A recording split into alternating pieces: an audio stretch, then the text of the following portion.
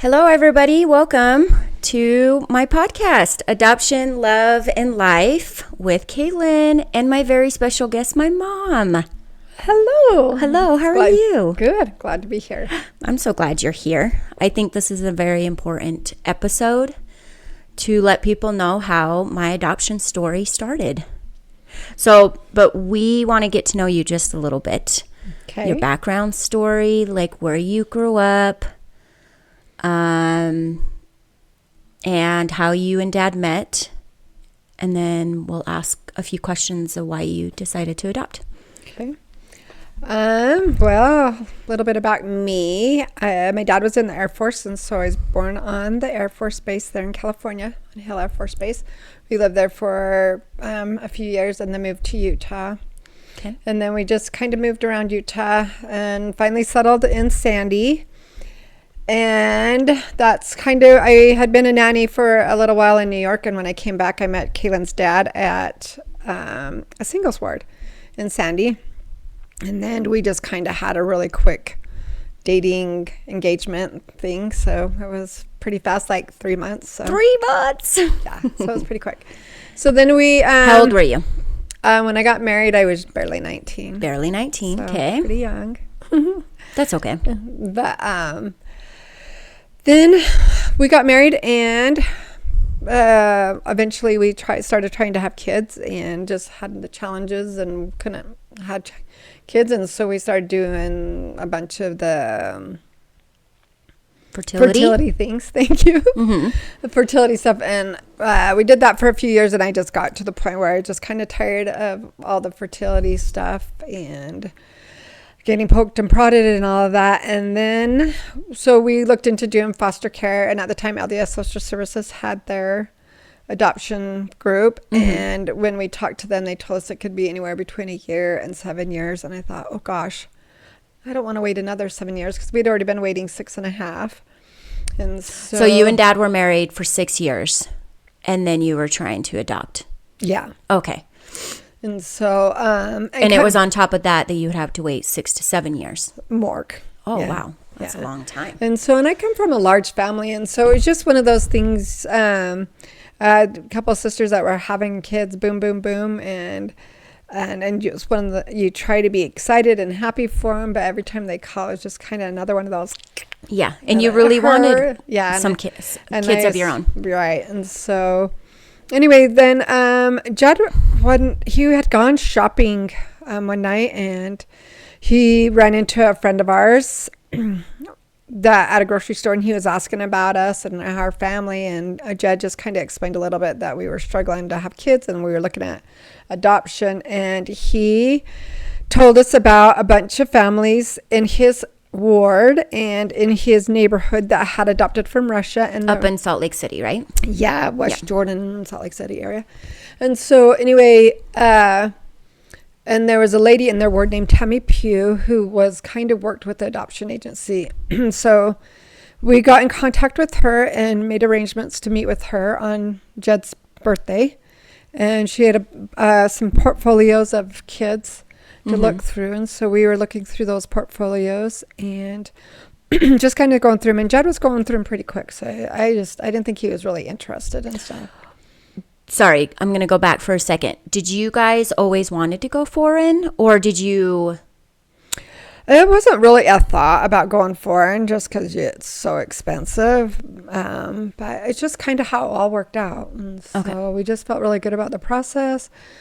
So, and this is like one of my favorite stories, when they received the portfolio and they were, looking at the children, and it always touches me because I don't know, I just think it's a cool story. So go ahead and finish. So with that one. Anyway, we're looking through the portfolios and stuff, and then Tammy was asking us if there was anybody we were interested in. And when I came across your picture, I had just felt so strongly that you were who we were supposed to get. And I was asking Judd because, like I said, I didn't think he was interested because he was just flipping through them so quickly. How many pictures of kids did you see in the portfolio? Oh, there was a lot. I don't even know. I don't know, probably I don't know. So you were just 50, going 60 through, more. I and don't know for then sure. you saw my picture, and you just got that feeling. I just like felt this was really her. strongly that you were supposed to belong, that you belonged in our family, and That's awesome. and then we kind of so I was asking Jed if he was interested in it or what, and he had mentioned that he had felt the same about you. And so then we had talked to Tammy a little bit about it, and she said, well, why don't you look through some more? And so we looked through some more and came upon Braden's and felt the same about him. But she had mentioned to us that she's like, well, has some physical challenges as far as just like he's missing some toes and fingers and things like that. And also at the time when we went to Russia, Look at me. the time we went to Russia, you weren't allowed to adopt more than one child unless it was a sibling group. Mm-hmm. And we were only allowed to adopt unhealthy children. Which Braden is not unhealthy, but No, but because of he had him- the disabilities. Yeah, so where yours was, you had a little bit of scoliosis and hyperactivity, and then Braden was missing fingers and toes. So that qualifies as you a as disability. unhealthy children. So, yeah. So you and Dad had the same feeling. You chose us. And then how many months or years right after that did you come out and get us? It went really pretty quick. We had a lot of paperwork to do. We had to work with INS. We had to work with the state, getting state seals. There's just a ton of red tape and a lot of paperwork. Which is probably different now because this was it's actually almost 30 years in St. Patrick's Day. Yeah, every 30 years. So totally like different. So 3 months is that what I remember, right?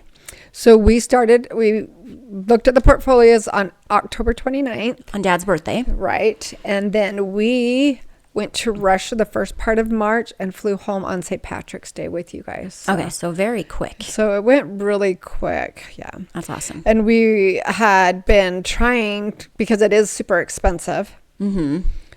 And so that was one of the things that we were a little bit stressed about. But people were really good about donating. We were able to take out bank loans to get you. Mm-hmm. So we were able to collect enough money to be able to go. Which I'm so grateful. Yeah. We joke about, we have many jokes while we were growing up about just silly things that we would say. But I do remember one, and I know that you don't remember this, but I always, when we were like bad or like just not following directions, I would always say, well, you can just ship us back. We'll give you some money back. And you always said you were worth every penny. And that really meant a lot to me because it didn't matter how much I cost. You took me for who I am, and you made my life 10 times better than it was before. Well, thank you. So yeah, we also used to joke about that because of how expensive it was at the time, and it may still be. We were only able to collect so much money, and so we always joke we got a 2-for-1 special because we actually let us get both Caitlin and Braden for the price of what they usually do for one child. Which is so awesome. Yeah. It's like meant to be that we were both supposed to be here too. That just tells a lot. What was the biggest challenge after bringing us home? Well, at least me. You could also talk about Braden too, but I think the biggest challenge probably at the very beginning was the language barrier. you said that we picked up English so fast that you don't even remember speaking Russian. Oh no, you guys spoke Russian, and Okay. you did that, and we had we were just fortunate, like when we first got back to the United States and got you settled. The school that you were going to, the teacher's class that you were in, his daughter had just gotten back from her mission from Russia. So she was able to come and work with you guys on English and Russian. I don't even remember that. Yeah. So it was just, those were just little tender mercies that we had. And then we were only in Provo for a few months before we moved to Santa Quinn after adopting you, and the same type of a situation. They were able to put you in ESL, and then there was a young lady that her dad was in the stake presidency that just got home from her mission, and so she was able to come and work with you on like your baptism stuff, because where you were already 8, you had to have the missionary discussions first.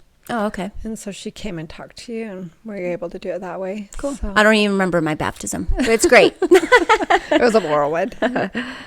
I would say my biggest challenge for me was, first of all, like the transition. I think it was a lot harder for me, where I was very neglected and not well taken care of, I would say, because the ladies that worked there was there just to get their paycheck. So I feel like my transition was very hard, but also you taught me to love and to receive love. And I remember like family members and siblings would come and they would give me a hug, and I would just be like, what are you doing? And I remember you saying, this is how we accept love and someone cares about you, so we hug each other, right? Because in the orphanage, I never received a hug until my parents came. And so I think that was a real like challenge for me growing up, just accepting those people that really became part of my family. And that's, I think, the one thing that you taught me to love. And I really try to instill that with my kids, even though they don't want it sometimes. But that is the one thing that I think honestly changed who I am. Yeah, and I appreciate that. And one of those things is I was super nervous with adopting, as far as the bonding part, where they sometimes talk about with kids have a hard time bonding. And so that was a huge thing for me. And so I know you were saying you didn't remember when we were talking about it earlier, but I used to just grab them and make them sit on my lap, especially Kaylin. Kaylin was never a super snuggly, cuddly type kid. And so I just like put her on my lap and let me hold her. Which I do that to my daughter. And so, yeah, because I was just really, really nervous about the attachment disorder that they talk about with the kids that are adopted sometimes. Yeah. So, okay. So I do have another question. What do you think is the most important gift you can give to a child, especially for those that have been adopted or in the process of adoption? I think unconditional love, loving them for who they are. It is not an easy transition, and it can be challenging, especially with older kids and some of the struggles that they've already been going through. So there's a lot of trust issues going on. But I feel like just loving them unconditionally, you have to definitely set boundaries. Yeah. But not be, and I didn't do it perfectly because I was probably more strict than I needed to be with you guys growing up. But being okay that they're just being kids, and just not being so worried about them being perfect and that they have to do this and they have to do that. But just, I think, building those memories and just loving them unconditionally and just teaching them values. Yeah, I definitely felt that growing up. And that's one of the reasons why I wrote my children's book, to show a different perspective through an adoptee, what I received, my mini first. And I got so many things because I didn't have it before. And I think the unconditional love is just what any child needs. It doesn't matter what situation you come from. I think Braden, like, he was happy, but he still needed that unconditional love. Right. And well, and I think too, your obviously personalities are different. yes. And your orphanages were very different. And so Braden's orphanage was very just warm and friendly, and like they were just feeding us and like having activities and keeping us busy. Where Kaylin's orphanage, it was more cold and not like we didn't get to see any of the other kids. It was just totally different environments and feelings, and so that could have played into part of why it was maybe harder for you to transition versus Braden. I isolated myself with a lot of feelings and stuff. Mm-hmm. And Braden is obviously a lot more easygoing with certain things and just kind of flows where you're more of a structured type person, and so that could have been too. So, yeah, I mean, talking about this is like sometimes really hard for me because I can just see such a difference in what I had before. And I'm going to try not to cry, but like you and Dad like changed my life for so many reasons and so many like just everything. Like you gave me a first Christmas, you gave me a first birthday, and I didn't know that I could have that because I never had it before.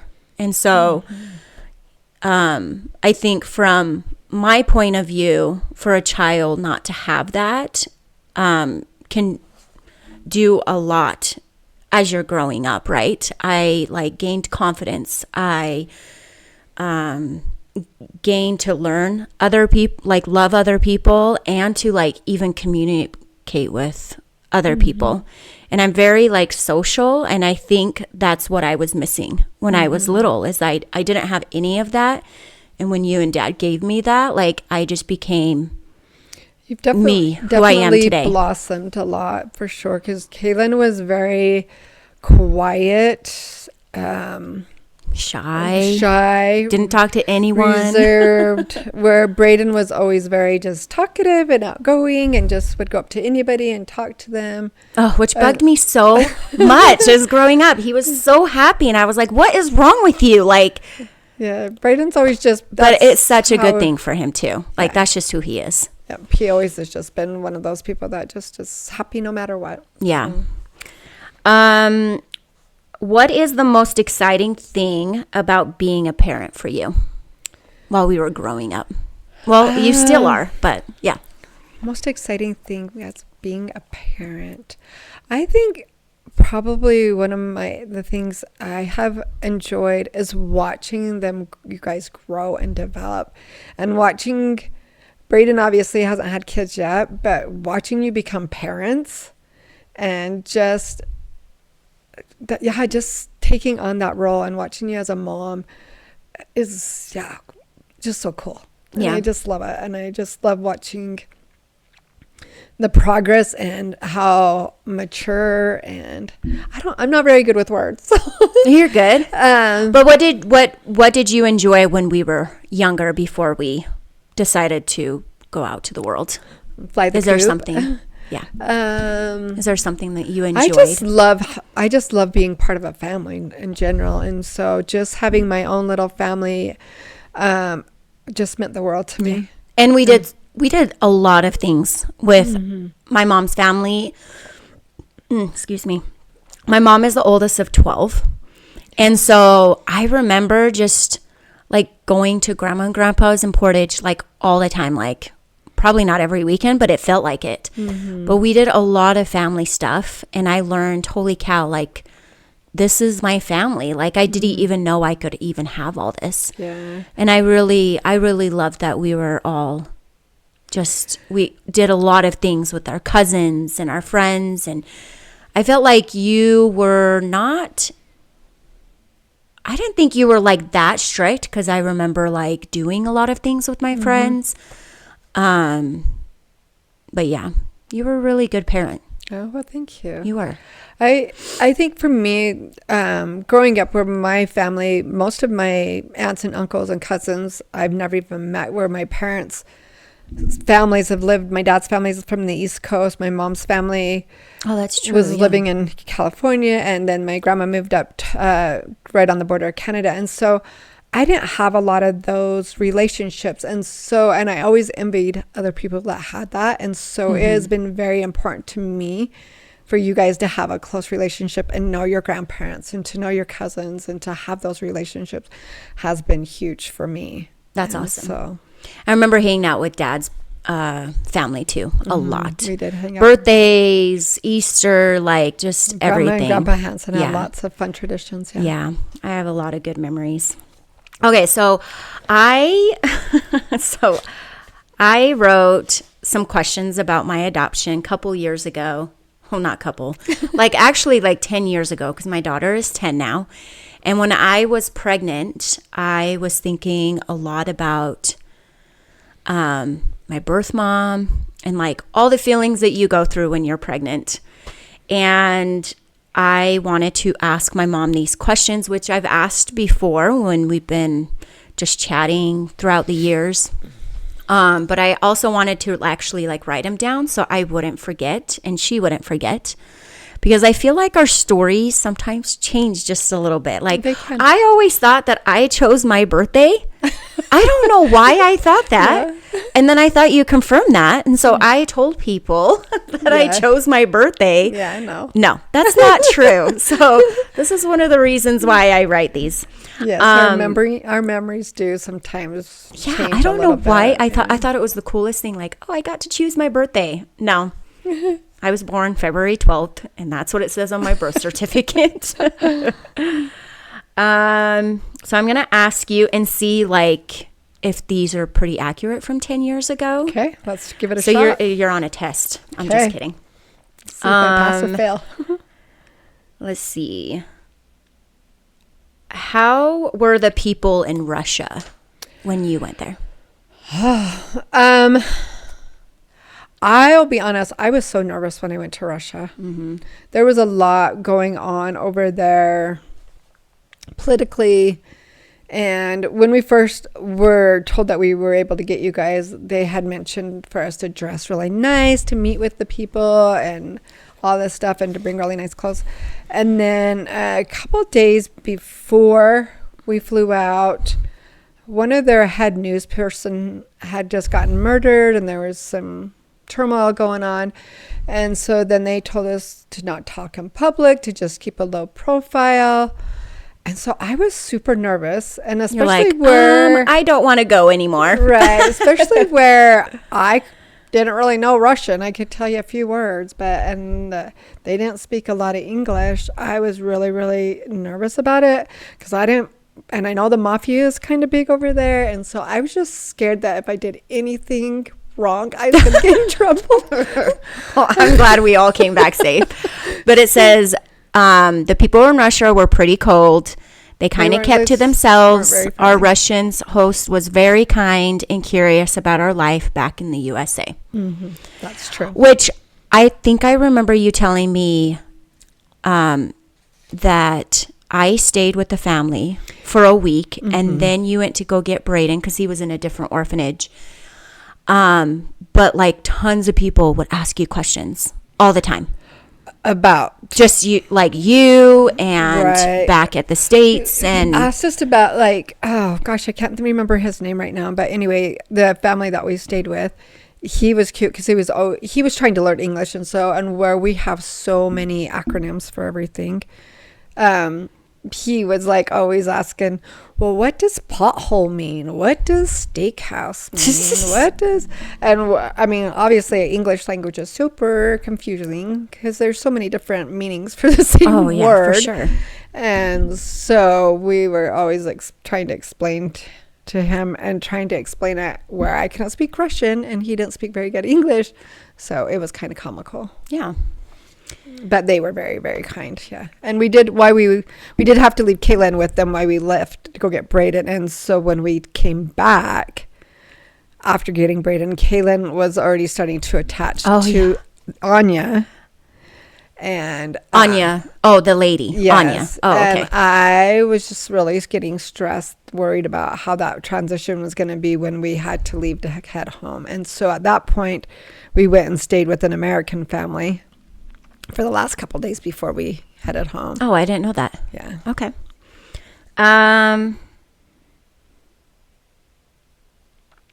What are your favorite stories you liked to tell people that we did when we were with you the first couple of months, which I don't remember any of these, so don't embarrass me. Just kidding. You can. You can say whatever you want. And we'll see if it kind of matches up. Or do you want me to tell you what you wrote? Maybe. Remind me. It says that we were very curious about flushing toilets. On the airplane. Yes. On the airplane. Yes. Apparently, we didn't have toilets that flushed in the orphanage. I don't know. That's something I don't know for sure because we didn't get to use the toilets. I actually don't even remember going to the bathroom. We did like when we were in the embassy and there were toilets. I would not sit down on it. That was like a hover for the toilet because it was disgusting. Oh, go ahead. I was going to just say, I don't know if it's the difference in the toilets on an airplane because they're different. And they're the same, but the way they flush is kind of different. That's that big so funny. sound. So I don't know if it was that. I don't know. But yeah, that's so funny with toilets. The only time that I remember going to the bathroom, so I kind of suppressed all of the memories in the orphanage. But the one that I do remember is that in the middle of the night, you have to ask to go to the restroom. Mm-hmm. And I was like, I'm going. Like, I'm not going to ask somebody to go to the restroom. So I went. And I remember coming back to my bed, and it was dark. And I remember that I was just getting yelled at. Like, the slave was like, woo! And so I'm like, oh, crap. I better book it into my bunk bed. And we had like 3 or 4 bunk beds in our rooms. Uh-huh. And I remember turning the corner and I hit right the edge of the wall. That's like the sharp edge. Corner, yeah. Yep. And I hit my head. And then I remember being on top of the bed and she's just yelling at me. She like turns on the light and is yelling at me because I went to the bathroom without asking. But that's all I remember. But apparently that is the next day. Well, with her hitting the wall, she actually split her head open. And so we had to take her the next day when we showed up. We wound up having to take her to get stitches. Yes. So I had a patch on my forehead the day that I was adopted. Yes. So and it was just, actually, I think they took her to get stitches. We took her to get the stitches out. That's how it worked. But the doctor's office was tiny. It was just kind of like, God, it was just like a hall almost, that kind of width and a little bit not super long. Mm-hmm. And I just remember them taking a scalpel to cut the stitches, and you were just like terrified. I don't even remember you guys even being there. Yeah. I just remember getting yelled, and I was like, this is so dumb. Like, I'm getting yelled to go to the bathroom. Okay, so another one. Brayden danced, but mostly Brayden. Mm-hmm. How cute and shy you were, and to watch you come out of your shell and feel more comfortable with life here, which you kind of already mentioned. Yeah. So they sent us over a video of Kaylin and Brayden, kind of introducing us to them and getting to know them a little bit. Is it the video that I have? Yeah. That's so embarrassing. I literally just sat there. Yeah. Kaylin just had a bear, and she just kind of sat like this. She had this big, gigantic bow on her head. Oh, my gosh. And she was super quiet. I don't remember her saying anything. And Brayden was singing and dancing. And, yeah, but it's their orphanages were different, too. And so his orphanage, like I said earlier, was very warm and friendly. And even when we were there, they just, with all the food and party, we finally had to say, we've got to go because we had to be to the embassy by a certain time. And so totally 2 different orphanages, and how they ran it. I think we already asked that one. We did that one too. Do you have any questions for me? Well, I do, but also I just wanted to mention, like, when we went over there, Brayden actually, his area had been closed to adoption, but his orphanage worker, so when we were getting ready to leave, it was like, we don't know if you're going to be able to get Brayden, but just bring some clothes just in case. And at the time, obviously they didn't have tickets like you do now where you can just have them on your phone or whatever. So we were having to chase the FedEx UPS guy down, trying to get Brayden's airline ticket on the way to the airport. So we had his return ticket, and then we just had to bring clothes, not knowing if we were going to be able to get Braden or not at that time. And Which is so crazy. yeah. And so, and I don't really know why that area was close to adoption. But anyway, we did obviously we got Braden, and when we went to his orphanage, I remember we got on the train with him, and the lady that was there with us, that was our interpreter, she had asked Braden what he felt about us, and he said that he had seen us in a dream and knew that we were his parents, so he recognized us when we got there. So to me, that was just one of those little tender mercies, For sure. and just that he had a little witness that we Which were is supposed to be, Which his is so parents, awesome, so. because hopefully we'll be able to have Braden as one of our guests as well, and we can ask him on how he felt all about that too. Where I didn't. I had no idea what was happening. I just remember like, hey, these two people are going to take you. And I'm like, great. Like, where am I going? So I cried. She was super nervous. Yeah. And I remember can being in understand being in the bus.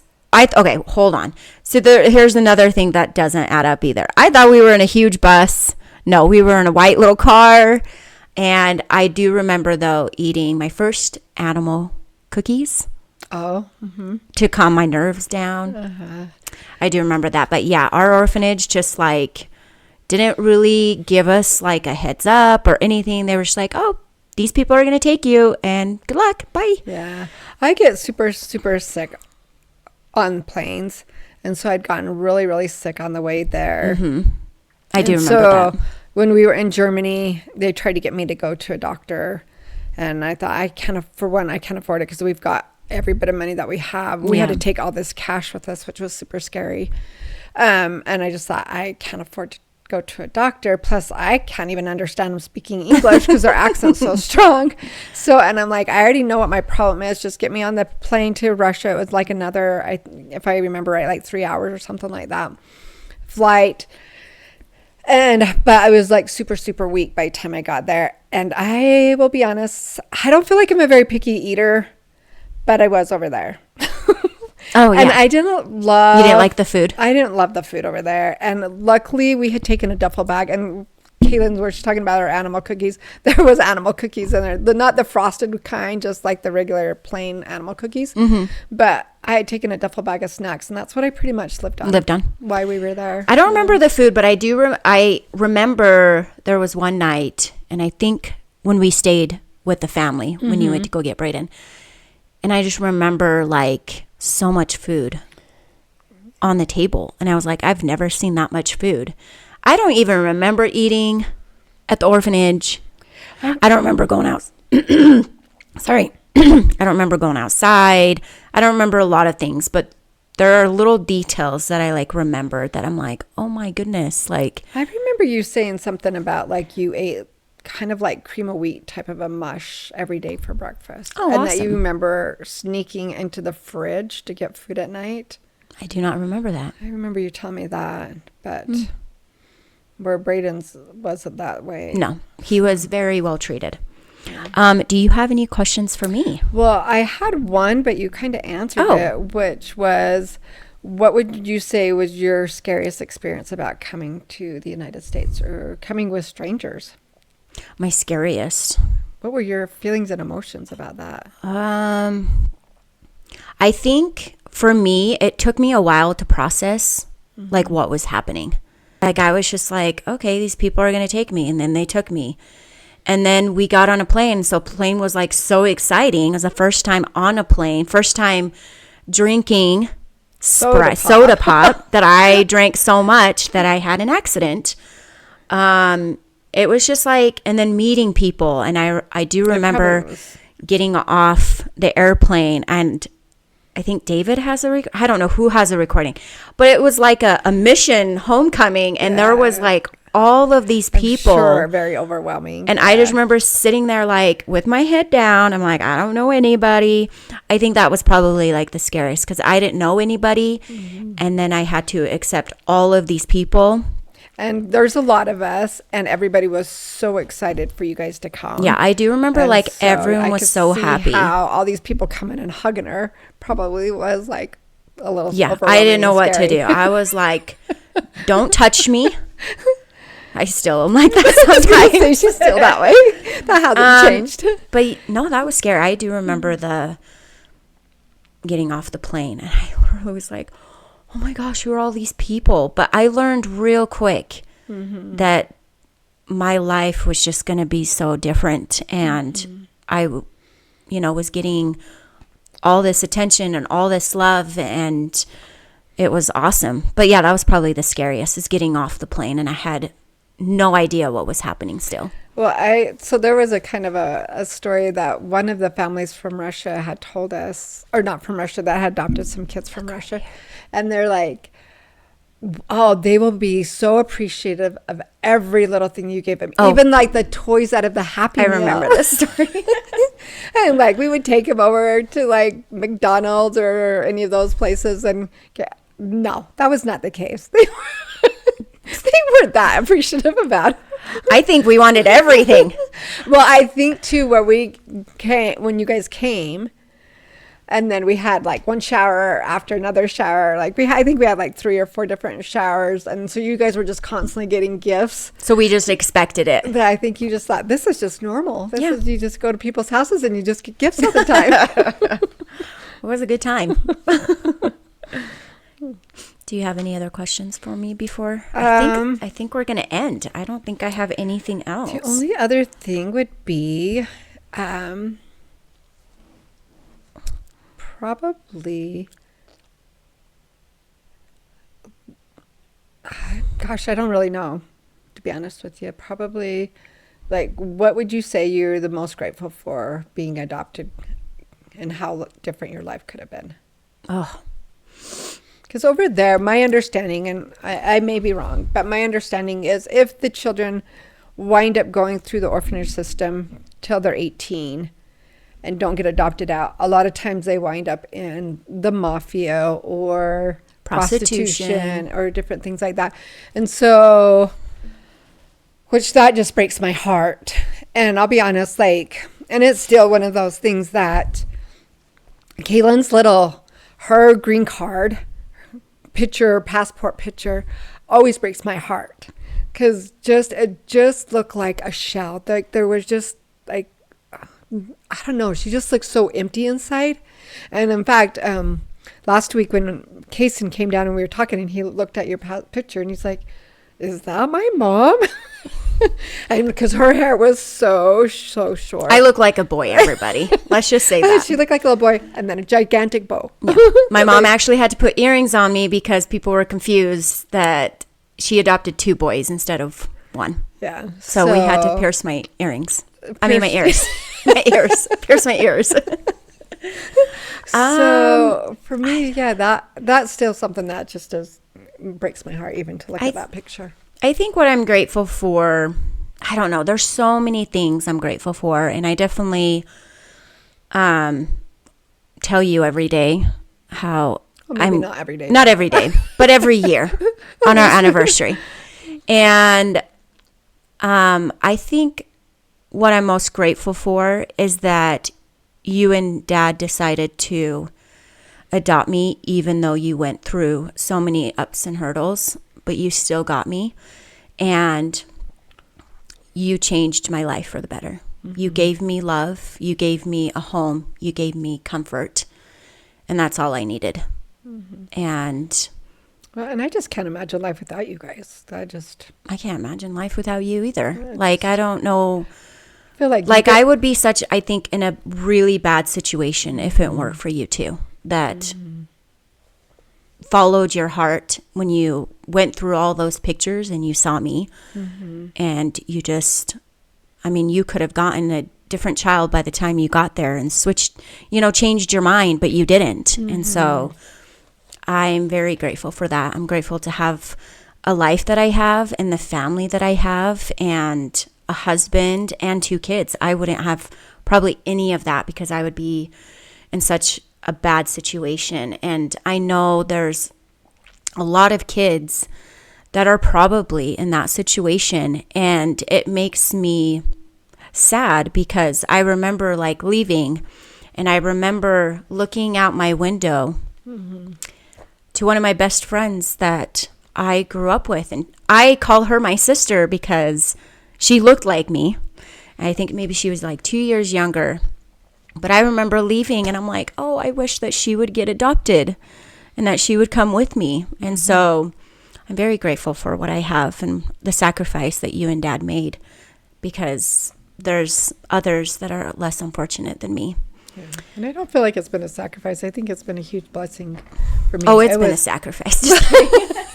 Well, maybe just a little. But I just feel like it's been a huge blessing and filled such a hole in my heart that I had, that you guys just, filled that hole and brought me so much love and joy. And yeah, there was challenging times and hard times, but I think that's just part of being a parent. Yeah, definitely. So, and that's one thing I did mention to Caitlin, and then I'll let you wrap it up. But oh, you're good. One of the things that broke my heart probably the most, I would say, is at the time when we had adopted Caitlin and Braden, there was a little boy that had been adopted, and the family was having some challenges with him, and they put a note on him and sent him, and I can't remember what even the note said on it, and then put him back on an airplane and sent him back to Russia. And like they physically took him to the airport, put a note on him, and took him back. And to me, that just, I'm like, for me, once you adopt a child, they're your child, and you love them unconditionally, just as if they were your own biological child. And I feel like, yes, there are challenges that come with sometimes with adoption. We feel so sad because I just thought, these poor kids are already feeling like they're just so disposable and that nobody loves them.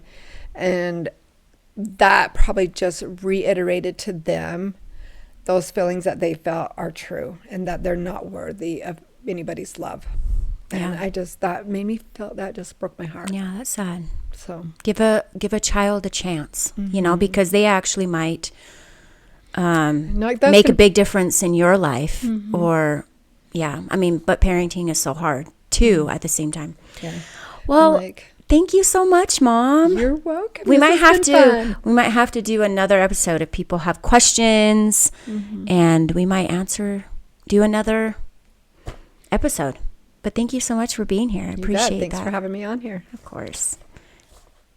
Bye, everybody. Thank you so much for watching. And like I mentioned at the kind of towards the middle of my episode, that I do have a children's book that I published, and it talks about my mini first that I received when I was 8 years old, and how it changed my life. And I would love for you guys to buy it for your children or someone that's adopting. I would love the support. And thank you so much for watching. We'll see you guys next time. Bye. See ya.